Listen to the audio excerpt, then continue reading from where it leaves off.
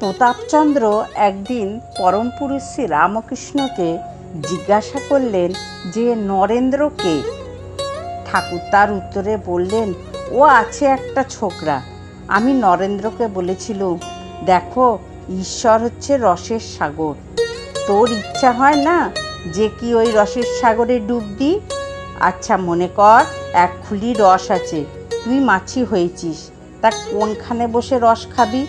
নরেন্দ্র বললে, আমি খুলির কিনারায় বসে মুখ বাড়িয়ে খাবো। আমি জিজ্ঞাসা করলুম, কেন? কিনারায় বসবি কেন? সে বললে, বেশি দূর গেলে ডুবে যাব আর প্রাণ হারাবো। তখন আমি বললুম, বাবা, সচ্চিদানন্দ সাগরে সে ভয় নাই। এই যে অমৃতের সাগর, ওই সাগরে ডুব দিলে মৃত্যু হয় না, মানুষ অমর হয়।